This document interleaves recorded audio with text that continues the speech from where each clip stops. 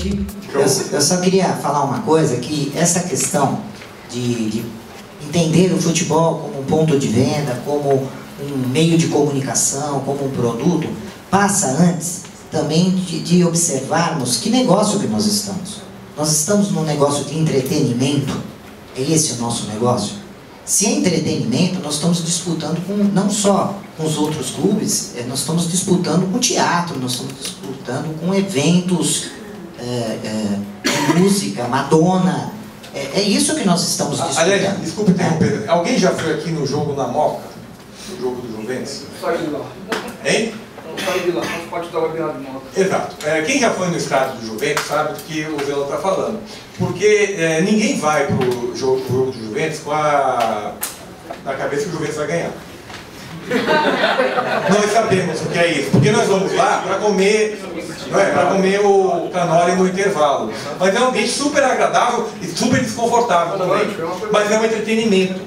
Mas isso fez eu ir até a Moca, mas não me faz ir até um estádio, e independente da situação do estádio, para gastar e ter a insegurança, ter a oferta. E nesse ponto, eu acho que a imprensa não é um ponto negativo, porque o que está errado tem que ser devidamente divulgado. Se há violência, tem que ser divulgado. Agora, tem que ser feito alguma coisa para se diminuir essa violência. Sim, mas temos que enxergar a imprensa, nós estamos falando muito de imprensa, mas nós temos que usar a imprensa, porque é a imprensa que vai levar a informação para o nosso público-alvo, que vai chamar a atenção do nosso público-alvo para ir num estádio, para comprar uma camisa, enfim. Então nós temos que primeiro, só para fechar, eu queria ouvir um pouquinho, antes de passar para o Andrés, o Fleury, nós temos que pensar isso. Nós estamos num negócio de entretenimento, sim, mas também nós temos um outro negócio, que é lazer, e existe uma separação. Podemos enxergar o futebol como lazer, e estamos perdendo o futebol como lazer. E era, né? Que aí entra um papel do clube, de você ir lá no clube, participar do dia a dia do clube, jogar lá, brincar, consumir na cantina. Eu sou do tempo da Portuguesa, de estar lá indo na cantina e consumindo produtos e comprando o armário no vestiário, enfim. Então, se é lazer, é um negócio também. Dá para ganhar dinheiro com lazer. Nós não podemos só enxergar no entretenimento. Se é entretenimento, nós temos que disputar com outros meios de entretenimento. Não tem jeito, né? Se é lazer, temos que desenvolver esse negócio, voltar, ganhar dinheiro com isso. E temos um outro perfil do futebol, que é saúde, né? Não estou falando do futebol profissional, porque esse não tem saúde. Você vê os jogadores tudo, né? Às vezes antecipando a carreira, com problemas de saúde, enfim. Sempre o esporte profissional não é algo que possa ser associado à saúde.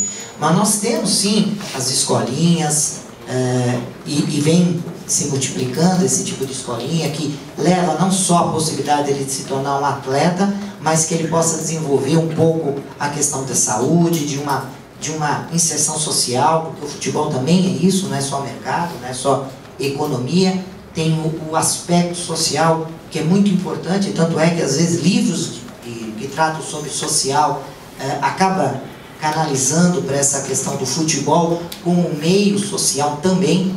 Então nós temos que entender o que nós estamos falando. Nós estamos falando de futebol de entretenimento? Bacana. Tem um grande mercado, tem um enorme potencial, tem problemas, né? Precisamos administrar bem isso. Tem um mercado como um lazer? Ótimo, dá para desenvolver, dá para ganhar dinheiro com isso. E também tem o lado da saúde. Quantas academias, o Brasil hoje é referência da parte de ortopedia por conta do esporte, do desenvolvimento do esporte, né?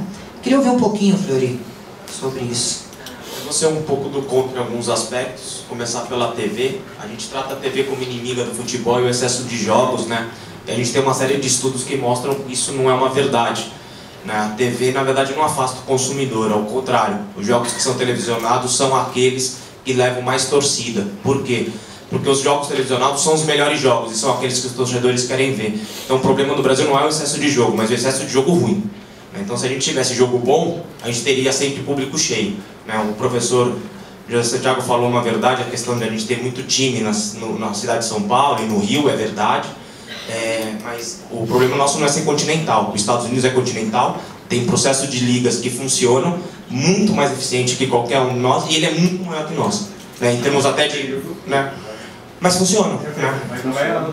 Ele está falando... Mas são modelos de calendários. Né? Mas são dezenas de ligas mas que o futebol, o país até, desculpa, até mas é continental, mas o futebol, os Estados Unidos, você vê ligas, você torce pro time durante 3, 4 meses, que é a época que o time vive.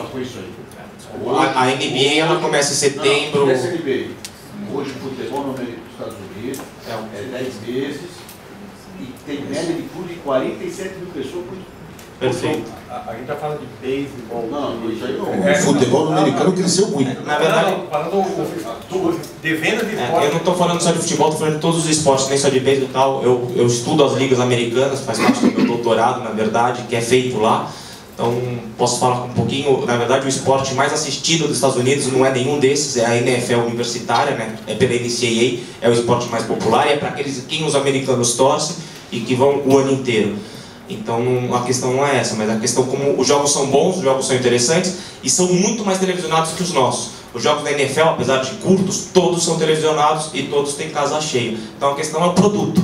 Né? Quando a gente começar a tratar o produto, o futebol, de uma maneira correta, aí, e não estou dizendo que a culpa é do clube, pode ser nossa, de torcedor, nós temos que definir, inclusive, o que é consumir esporte, né? Porque a gente está discutindo, consumir esporte é o quê? É ir no jogo, é comprar um produto, porque o cara que está vendo TV, ele também está consumindo, de alguma maneira, porque se ele não estivesse consumindo, o Corinthians não podia cobrar 100 milhões da Globo.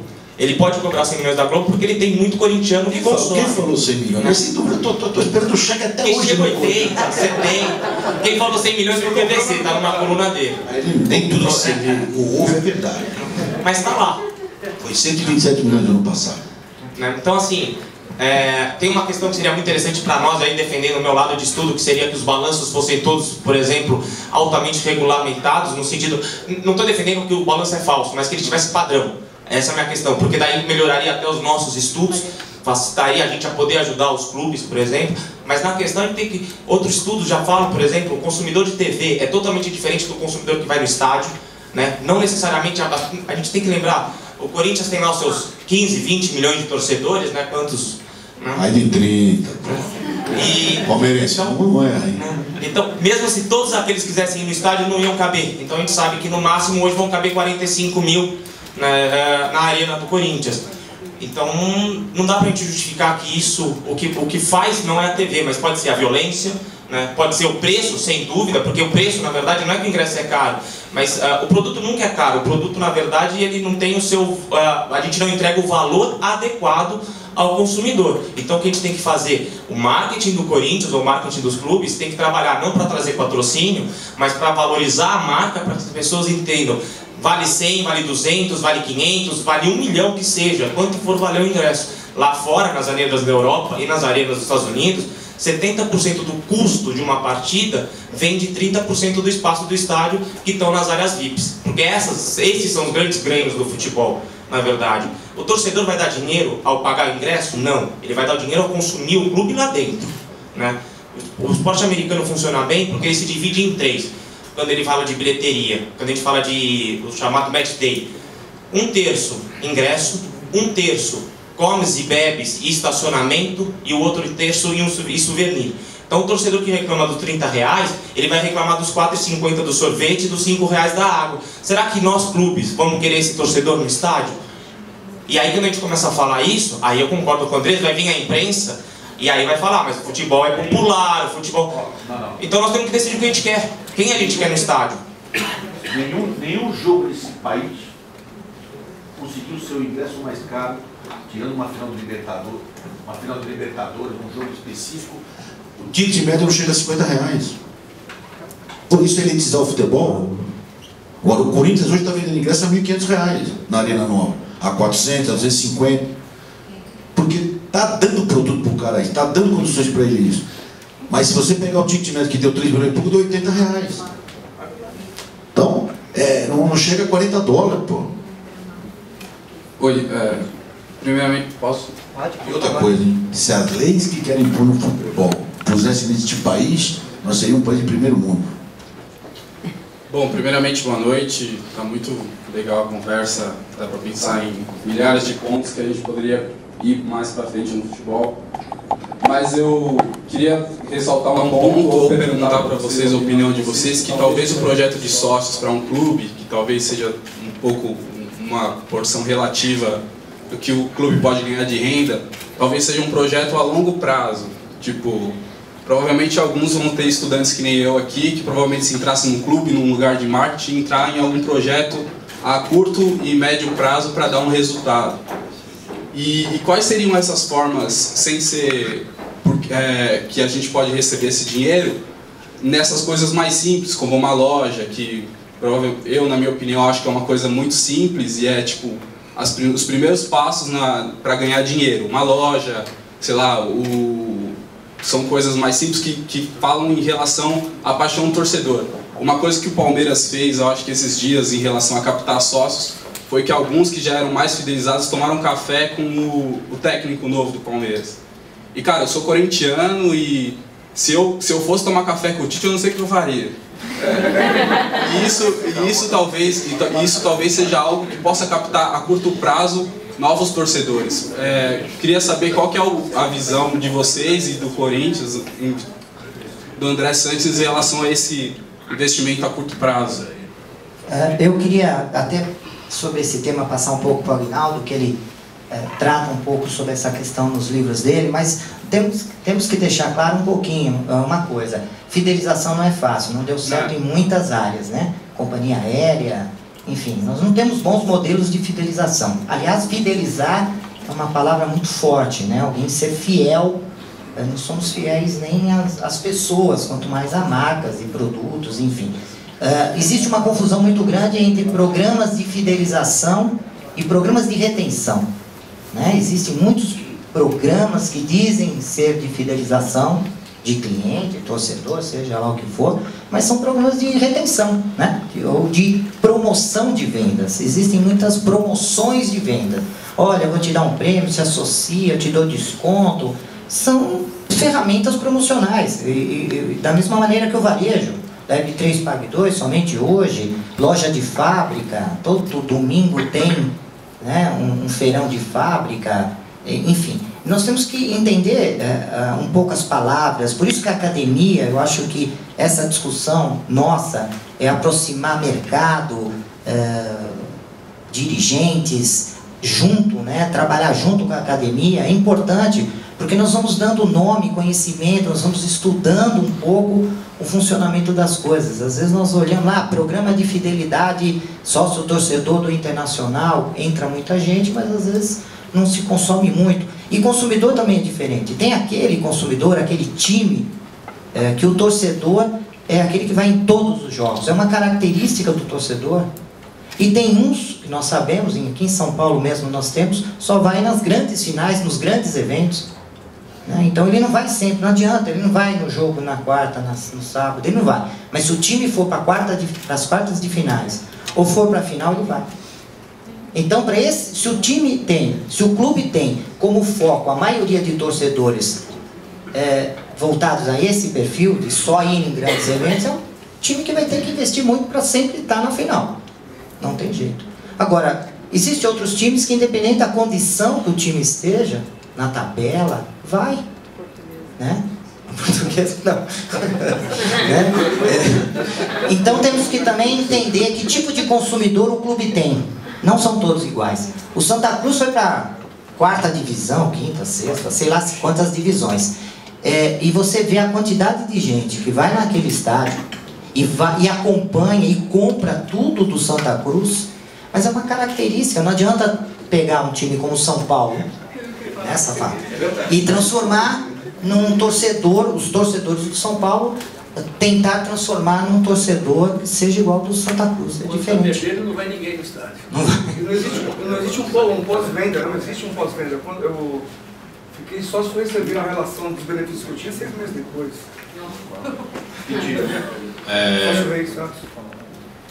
Boa noite. Queria fazer uma pergunta para vocês. Eu sou professor de educação física, né? E assim, eu como torcedor estou cansado de camiseta, chaveiro, boné. O Santos fez aí um marketing, seria com uma grama da, se não me engano, da Vila, né? Então é uma novidade que, assim, eu acho que outros clubes não fizeram. Pode ser que eu acho que no exterior fizeram. E queria saber como que, que é um desafio, né? Queria saber o que os clubes vêm fazendo para ter essa diferenciação. Só ressaltando, na verdade, a primeira ação aqui no Brasil foi em 2007 do São Paulo, com a venda da grama, e depois com a venda da rede. E depois o Corinthians também fez algumas ações, o Palmeiras fez. Então aqui no Brasil essa ação não é tão... O Vasco fez uma que você podia colocar o tijolinho, né, para fazer o novo São Januário, que acabou não dando certo. Então não é um modelo de ação tão novo aqui no Brasil, não. Nossos clubes podem até ser ruins no departamento de marketing, mas algumas vezes eles acertam. Mas nós não temos essa cultura, o torcedor brasileiro não tem essa cultura de colecionar bottom, cachecol, esse tipo de coisa. Não existe a cultura nossa para isso. O torcedor brasileiro, a gente tem... Eu não lembro quem aqui falou sobre fidelidade, né? O professor falou algumas questões de fidelidade, assim... O brasileiro, ele é fiel, sim, a uma coisa, professor, ao seu clube. Raramente a gente vê casos de alguém que mudou depois dos 5, 6 anos. Tem um problema nos clubes que, assim, os clubes terceirizam o processo de formação do torcedor, né? Enquanto as marcas, as grandes empresas vão com o seu departamento de marketing buscar o seu cliente, né, e tentar fidelizar, o clube terceiriza para a família. É responsabilidade de cada pai e cada mãe fazer o filho torcer para o clube que faz, porque o clube isso é muito fácil. E nesse sentido a gente tem um grande problema que pouca gente fala, mas 30% do brasileiro não torce para ninguém, né? Então a gente está falando de mais ou menos, a grosso modo, 60 milhões de pessoas. É mais do que metade dos países da Europa. Se você falar para qualquer marca que você tem 60 milhões de pessoas que não consomem nenhuma marca dos produtos que ela vende, elas vão para esse mercado. E os nossos clubes estão deixando a desejar nesse sentido. Tem 60 milhões de pessoas que podem ir. E aí criar uma cultura nova, e não é fácil, claro que não é fácil, para essa questão de colecionar. O álbum de figurinha da Copa é um exemplo de como o torcedor brasileiro está disposto a algumas coisas. Eu concordo com o colega que falou sobre a questão dos... Eu estou cansado de camisa e chaveirinho, né? E é verdade, vamos fazer coisas novas, né? É importante isso. Onde se viu essa pesquisa? 30%? É 27%. Na verdade não é uma não só, professor, são várias pesquisas de torcida que apontam que o torcedor brasileiro não tem. 30% do torcedor brasileiro não torce. De 25% a 30%. E a gente não está incluindo nisso esses são os que falam que não torcem, porque se incluir aqueles que torcem para a seleção brasileira aumenta um pouco ainda, né? Então é complicado. Boa noite, meu nome é Alexandre César, sou jornalista do portal Professor News. É o seguinte, eu queria fazer uma pergunta para o professor Fleury. É o seguinte, academicamente falando, na história do tempo recente, na Copa de 50, houve, né, uma comoção nacional de receber a Copa do Mundo. Várias capitais, os estádios receberam jogos, né, Nordeste, Norte, Sudeste, Sul, e a torcida lotava os estádios, independente se a seleção brasileira jogava ou não. Parecia a Copa de 78, quando a Argentina jogou só em 2 capitais. E o Brasil jogou praticamente só aqui no Sul-Sudeste. Com os protestos, greves que estão acontecendo desde o ano passado, e eu sei que o livro fala mais de marketing sobre o clube, mas é inevitável perguntar por que a Copa do Mundo está às portas. Parece que não há uma comoção nacional como aconteceu em 1950, a maioria dos torcedores não estão empolgados com a Copa do Mundo, seja por insatisfação das coisas do governo e tudo mais, mas o Brasil, né, todo mundo sabe, é o país do futebol. Não me lembro agora qual foi a marca que lançou recentemente o slogan, o futebol está voltando para casa. Fenomenal. Mas parece que mesmo assim não está tendo uma vendagem muito grande por quaisquer produtos que seja de imagem ou seja de produto. Porque a rede hoteleira está praticamente vazia, os aviões, né, ainda estão com muitas vagas, o preço está altíssimo. Então será que marketing das empresas, no seu olhar, e marketing do governo federal não estão sabendo vender a marca Brasil? Acho que a gente tem uma questão, talvez, até vou me posicionar para deixar claro por que eu vou falar algumas coisas, assim, Em 2007, eu sou blogueiro da ESPN, não sou jornalista, André, mas eu não escrevo... Mas só para deixar claro, eu não escrevo sobre a questão do futebol, do ponto de vista de contratou certo ou errado. Eu falo sobre gestão e marketing, que é o que eu estudo. Então, independente de ser jornalista ou não, pode até criticar que eu não escreva bem, mas eu estudo pelo menos para escrever. Não tem problema. Então, assim, e daí em 2007, no dia que o Brasil foi anunciado, eu já falei que isso era uma coisa lamentável para nós como brasileiros, porque não seria bom para nós, né? E não do ponto de vista que nós não teríamos capacidade de fazer. Ao contrário, a gente vai fazer uma bela Copa. Aquilo que tem que aparecer para fora vai ser tranquilamente bem passado, né? Os cortes de transmissão serão bem feitos, as pessoas irão no estádio. E provavelmente no dia 12 todo mundo aqui vai parar para assistir o jogo da seleção. Mas o maior legado que talvez a FIFA nos deu foi esse sentimento nacionalista. E aí eu posso falar porque a gente fez uma pesquisa durante julho e novembro do ano passado, que a gente até está sendo apresentada num congresso amanhã nos Estados Unidos por um colega da Universidade de New Hampshire. E a gente usou escalas de nacionalismo dos Estados Unidos, que é um povo extremamente patriota, e o nosso índice foi de 90% de nacionalismo, que surpreendeu a gente absurdamente. E isso foi oriundo das manifestações dos 20 centavos, do Contra a Copa. Então isso despertou em nós um sentimento muito legal. E aí fica muito complicado para uma marca ir contra esse sentimento, né? Por que eu vou me expor se eu sei que o brasileiro tem um pé atrás? E aí quem está fazendo a melhor ação, na verdade, nesse sentido, do meu ponto de vista, é a Johnson. A Johnson é patrocinadora oficial, e talvez muitos aqui nem saibam, mas ela está fazendo as suas ações, ela está trazendo o seu cliente, ela está trazendo o seu consumidor, né, e ela vai tratando do ponto de vista mais escondido, vamos dizer assim. E por que isso? Porque tem muita empresa, como a Coca, que está com muito medo de fazer ação na rua e ter seu produto quebrado e arrebentado pelos manifestantes. Porque a gente sabe, vai ter manifestação, isso vai ser natural, né? Em virtude de tudo isso que está acontecendo. Então as marcas hoje elas têm que tomar uma decisão. Eu me mostro a favor da Copa ou contra boa parte da sociedade? Até porque a sociedade ela não está contra a Copa, na verdade, ela está contra todas as coisas que estão acontecendo. E isso eu concordo com o André, assim, e usou a Copa como estopim, entendeu? Então, visibilidade. Exatamente.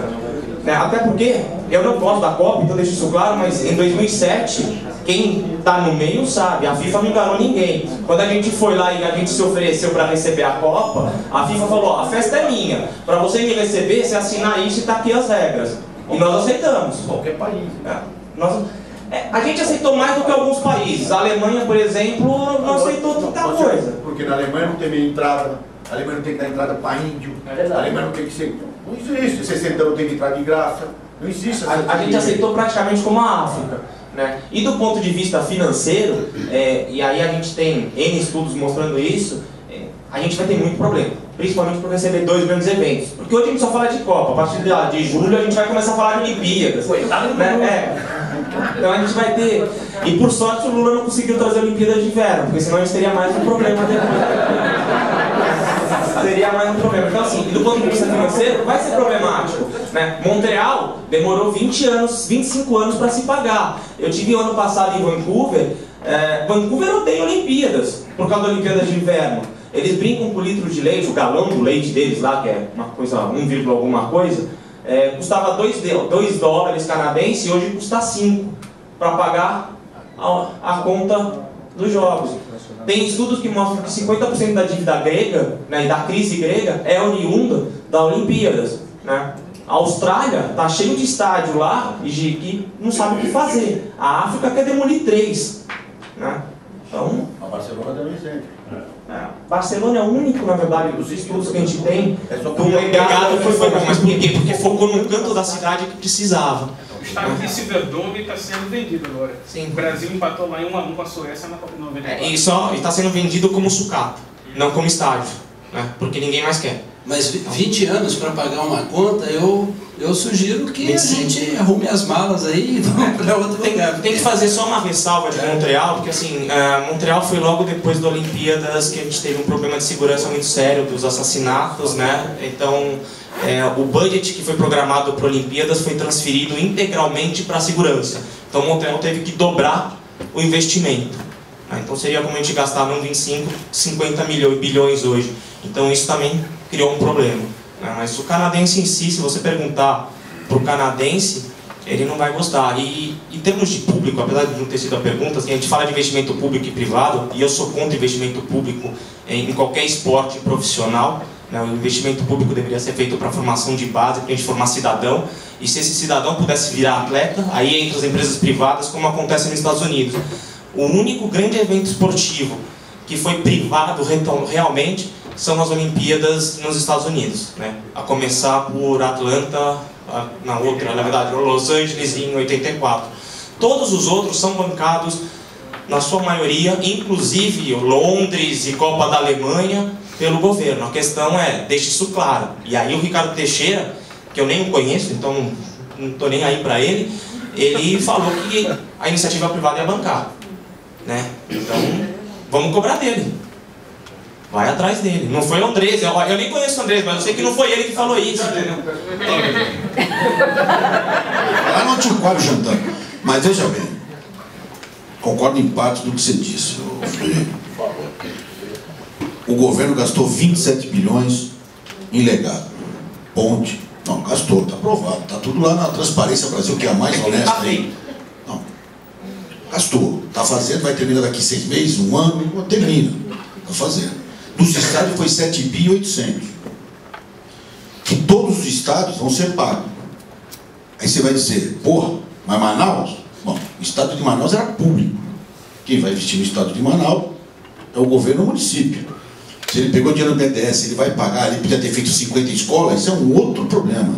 50 escolas ele tinha que ter feito há 10 anos atrás. Não só 50, 10 hospital, tudo isso aí. Que a Copa do Mundo, em muitas coisas vai ser importante para o Brasil, vai. Qual que é o maior crime que a Copa do Mundo está cometendo no Brasil? Nós brasileiros. É tentar esconder o que nós temos de ruim.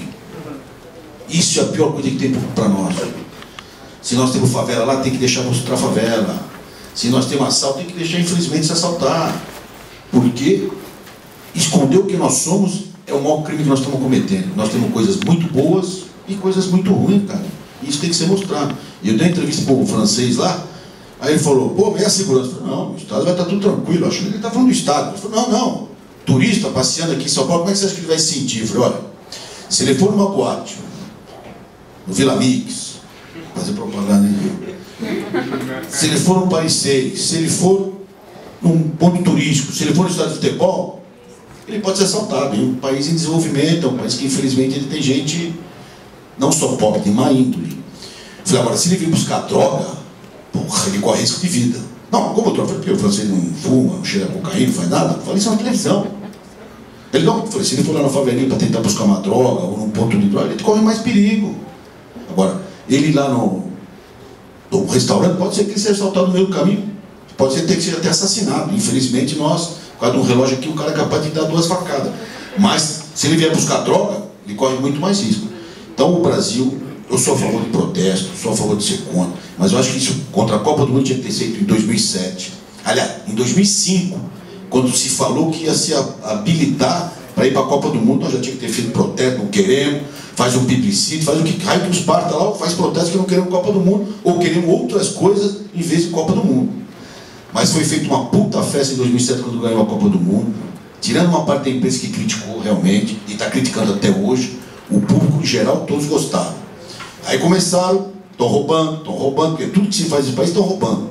Se faz uma escola, estão roubando, se faz o campo de futebol, estão roubando, se faz a ponte, estão roubando, se faz não sei o que, estão roubando, a merenda, estão roubando, tudo se rouba. E isso está entrando na cabeça de nós brasileiros, que nós achamos que todo mundo rouba, e nem todo mundo rouba. O problema é quando pega o roubo no prender. E o Ike está andando aí por aí. O Ike está aí, jatinho para lá, vendeu um, mas tem mais 4 lá. Para cima e para baixo. E isso que nós temos que parar com o Brasil. Isso que nós temos que parar com o Brasil é da impunidade. Nós temos que cobrar, não é escola só, não. Isso é obrigação.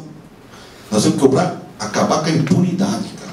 Nesse país o cara tem muita impunidade. O cara sabe que ele vai lá e não vai acontecer nada. Torcida organizada, para falar de esporte. A Margarete, a doutora Margarete, o promotor não sei qual. Eles sabem quem são os caras. São 100 caras em cada torcida, cara. A Gaviões tem 80 mil, 90% é gente boa. Agora tem 10% que são bandidos, assassinos, traficantes. E a polícia sabe quem são. Toda sexta-feira estão lá no choque em reunião. Prende o cara, pô. Agora, quer que eu perca mando de jogo, portão fechado? Isso é a coisa mais ridícula que tem. Porque se eu estou num restaurante, no Vila Mix, vou lá, dou um soco, o cara tocar na moral, o cara passa a moneda, dou um soco nele, dá um soco em mim, um amigo vai dar outro soco, vai fechar a boate? Não fecha. Agora, campo de futebol, fecha campo de futebol. Muçulmano, pô. Tudo isso vai cair no descrédito. Ou tem hoje, pega o estado do Corinthians, mesmo o Morumbi, qualquer estado da televisão pega quem está brigando, porque todo mundo sabe quem estava brigando. Mas fica lá 2 dias preso, solta. Então é muito difícil. Eu acho que nós temos que mudar culturalmente em todo sentido. Não é que eu seja contra ou a favor da Copa. Eu acho que tem as coisas boas e as coisas ruins, mas não é tudo Copa. Hein? Acho excelente o que você falou, Andrés. O único ponto, assim, eu acho que o clube tem um pouco de responsabilidade sobre a torcida organizada, assim. Porque, por quê? Porque tem uma questão muito séria sobre a torcida organizada. Você está querendo ingresso de graça? Não vou nem discutir ingresso de graça. Ninguém dá ingresso de graça. Eu acho que é pior, vocês doaram a marca para a torcida organizada. Perfeito. Todos. Isso é muito pior do que doar ingresso. Ao doar a marca. Perfeito. Eu assinei em 2007, por 10 anos, a marca para as torcidas organizadas. Então, isso é perfeito. Então, e não pagam nada. E só para deixar claro, perfeito. Não é a questão só do Andrés. Todos os clubes, o Andrés pelo menos fez oficialmente. Todos os clubes doaram extra. E assumiu um trampo. Então, assim, e isso é muito pior do que doar ingresso. Porque o torcedor da Gaviões e o torcedor da Independente, de qualquer outra torcida organizada, ele não consome Corinthians. Ele consome Gaviões. E isso é muito problemático. Né? Então você está falando dos seus 90 mil torcedores, eu nem sei quantos tem na torcida organizada, e eu concordo com o Andrés, nem todos são bandidos, pelo contrário, a torcida organizada é um grafo de curva normal. Você tem 5% que são um bando de idiotas, 5% que não estão nem aí, e 90% que são pessoas normais, né? Mas que não consomem nenhum clube de futebol. Né? Não consomem no sentido de gastar dinheiro com o clube. Então, será que esse cara é o torcedor que a gente quer? Ele leva emoção para o campo? Sem dúvida. Ele leva emoção para o campo, porque é ele que vibra. Assim como, eu não sei aqui quem vai para a Copa, mas se prepare, porque a Copa do Mundo é um saco de assistir. Porque não tem torcida para gritar, não tem ninguém. É cara que foi lá, nunca foi no estádio. A maioria são um bando de pé frio. Né? Então isso vai ser extremamente problemático. Mas é o custo do futebol, a torcida organizada. É por isso que eu acho que ele tem essa responsabilidade. Ele, clube, tá? Não Andrés, pelo amor de Deus. Então tem essa responsabilidade. Se vai ser ou não punido o clube, é uma outra questão. Essa é uma outra questão. Eu acho que tem que punir por outros motivos, mas eu concordo com o Andrés. Pune legalmente, pelo menos. O cara tem que ser preso. Ser preso e ficar lá. Né? Eu tenho a sorte de poder viajar em jogos por aí, e todo jogo que eu vou lá fora, a primeira coisa que me pedem é meu passaporte, porque o ingresso está nominal e cobram na hora. Aqui, quando a gente compra ingresso e é nominal, eu posso dar para qualquer um de vocês, porque nunca vão te cobrar. Inclusive na Copa. Na final da Copa das Confederações, eu fui com o ingresso de um amigo meu, e todo mundo falando que eu não ia entrar, e ninguém nem... Tá no Brasil. Tá. Bom, pessoal, eu vou passar depois para o Aguinaldo, que ele quer falar, mas nós já estamos com o tempo, fomos bem fiéis para iniciar esse evento, né? E temos que ser também fiéis, porque esse assunto, ele, né, espero ter outros, né, iguais a esse, mas nós temos que pensar já no encerramento. Gostaram? É um modelo diferente, né? Não tem palestra, acho que é bacana. Uma salva de palmas pro Corinthians.